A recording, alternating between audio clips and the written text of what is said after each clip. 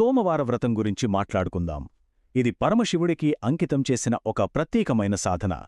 16 వారాల పాటు సాగే ఈ దీక్ష వెనుక ఉన్న విశేషాలేంటో చూద్దాం. సోమవారమనగానే శివుడు గుర్తొస్తాడు. చాలామంది సోమవారం ఉపవాసం ఉంటారు కదా, మరి అందులోనూ ఈ 16 సోమవారాల వ్రతం గురించి ప్రత్యేకంగా చెప్పుకుంటారు. అసలు 16 సోమవారాలే ఎందుకు? ఆ సంఖ్య వెనుక ఉన్న ప్రాముఖ్యతేంటి? ఆ రహస్యాన్ని తెలుసుకునే ప్రయత్నం చేద్దాం రండి. సరే, ముందుగా బేసిక్స్ నుంచి మొదలుపెడదాం. అసలు ఈ సోమవార వ్రతం అంటే ఏంటి? సింపుల్గా చెప్పాలంటే ఇది ప్రతి సోమవారం శివుడి అనుగ్రహం కోసం భక్తి శ్రద్ధలతో చేసే ఒక ఉపవాస దీక్ష అన్నమాట. అయితే ఇక్కడ అసలు విషయం 16 సోమవారాల సంకల్పం దగ్గర ఉంది. ఇది ఏదో ఒకరోజు చేసేది కాదు. దీనికి చాలా కమిట్మెంట్ కావాలి. ఒక రకంగా ఇది ఒక దీర్ఘకాలిక సాధన. అవును, ఈ వ్రతానికి గుండెకాయ లాంటిది ఈ సంకల్పమే. వరుసగా ఒక్కటి కూడా తప్పకుండా 16 సోమవారాల పాటు పూర్తి నమ్మకంతో, భక్తితో ఈ ఉపవాస దీక్షను పూర్తి చేస్తానని గట్టిగా మాట ఇవ్వడం, అదే సంకల్పం. మరి ఈ దీక్షను ఎప్పుడు పడితే అప్పుడు మొదలుపెట్టొచ్చా అంటే దానికి కూడా కొన్ని మంచి రోజులున్నాయి. ముఖ్యంగా శ్రావణమాసం, చైత్రం, వైశాఖం, కార్తీకమాసం ఇలాంటి పవిత్రమైన నెలల్లో వచ్చే మొదటి సోమవారం ఈ వ్రతాన్ని స్టార్ట్ చేయడానికి చాలా మంచిదని చెప్తారు. సరే, దీక్ష తీసుకోవాలని నిర్ణయించుకున్నాం. మరి అసలు ఈ వ్రతాన్ని ఎలా ఆచరించాలి? స్టెప్ బై స్టెప్ ప్రాసెస్ ఏంటి? ఆ విధివిధానాలేంటో ఇప్పుడు చూసేద్దాం. ఈ వ్రత ఆచరణ ఒక పద్ధతి ప్రకారం ఉంటుంది. చూడండి, ముందుగా ఉదయాన్నే లేవాలి, నల్ల నువ్వులు కలిపిన నీళ్లతో స్నానం చేసి ఇంట్లో గంగాజలం చల్లుకోవాలి. ఆ తర్వాత పూజగదిని శుభ్రం చేసి దీపం, అగరబత్తీలు వెలిగించాలి. ఇప్పుడు శివలింగాన్ని లేదా విగ్రహాన్ని ప్రతిష్ఠించి ఏ పూజకైనా ముందుగా చేసేట్టు గణపతి పూజ చేయాలి. ఇక అసలు ఘట్టం, శివలింగానికి గంగాజలంతో, ఆ తర్వాత పాలు, పెరుగు, నెయ్యి, తేనె, చక్కెర కలిపిన పంచామృతంతో అభిషేకం. తర్వాత తెల్లని పువ్వులు, మారేడుదళాలు, పండ్లు సమర్పించాలి. ఇక సాయంత్రం హారతి ఇచ్చి చంద్రుడికి నమస్కరించుకుని ఉపవాసం విరమించాలి. ప్రతి స్టెప్లోనూ మనసు పెట్టి చేయడం చాలా ముఖ్యం. ఉపవాసం అన్నాం కదా, మరి తినే విషయంలో నియమాలు ఎలా ఉంటాయి? ఇక్కడ కొన్ని ఆప్షన్స్ ఉన్నాయి.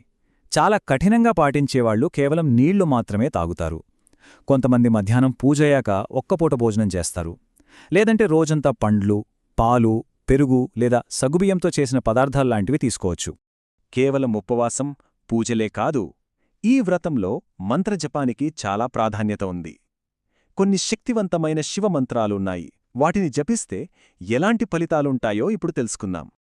ఇక మంత్రాల విషయానికొస్తే ముందుగా మనందరికీ తెలిసిన పంచాక్షరి మంత్రం ఓం నమః శివాయ. ఇది శివుడికి అత్యంత ప్రీతిపాత్రమైన మంత్రం కదా. ఈ మంత్రాన్ని రోజూ 108 సార్లు జపిస్తే చాలు, మనసు అదుపులోకి వస్తుంది, కాన్సంట్రేషన్ అద్భుతంగా పెరుగుతుందంటారు. ఇక మరో పవర్ఫుల్ మంత్రం శివగాయత్రీ మంత్రం. ఓం తత్పురుషాయ విద్మహే మహాదేవాయ ధీమహే తన్నో రుద్ర ప్రచోదయాత్. ఈ మంత్రాన్ని రోజూ జపించడం వల్ల మనసులో ఉండే తెలియని భయాలు, టెన్షన్లు అన్నీ పోయి ప్రశాంతంగా ఉంటుందట. సరే, మరి మనసులో ఏవైనా కోరికలుంటే వాటి నెరవేర్పు కోసం జపించాల్సిన మంత్రమే ఈ రుద్రమంత్రం. ఓం నమో భగవతే రుద్రాయ. దీన్ని పఠిస్తే శివుడి పూర్తి ఆశీస్సులు లభించి మనసులో ఉన్న మంచి కోరికలు తప్పక నెరవేరుతాయని ఒక నమ్మకం.